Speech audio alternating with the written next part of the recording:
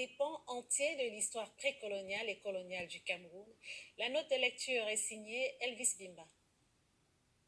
Le chef Malimba Eboué Tongor et son héritier Beke Eboué ont eu la même fin tragique, assassinés par l'envahisseur colonial un quart de siècle avant l'exécution de Douala Mangabel. Ce marqueur de l'histoire du peuple Malimba est absent des livres d'histoire du Cameroun.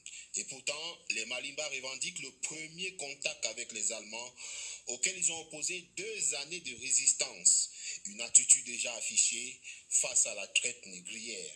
Christophe Bekoué reproduit des témoignages sur ce bateau que les Malimba ont fait couler pour provoquer la fuite des esclaves. J'ai découvert un livre tracé par un anthropologue français par les écrits d'un Kurt von Morgen venant d'Allemagne.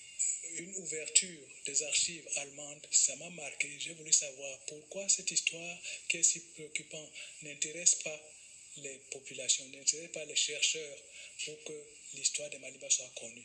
Les territoires Malimba ont disparu des cartes du Cameroun. Aucun écrit ne relate le déclin des Malimba.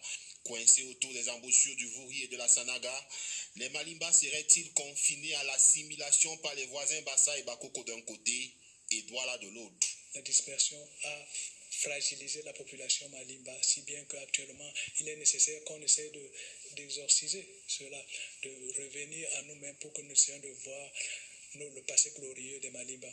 Basé sur les écrits, la démonstration d'histoire de ce médecin Malimba est saluée par le président de la Société camerounaise d'histoire, Daniel Abois, mais il s'agit bien plus d'un plaidoyer pour la reconnaissance historique d'un peuple Sawa au nom de la sacralisation du point de vue des vaincus dans l'écriture de l'histoire des anciens territoires dominés.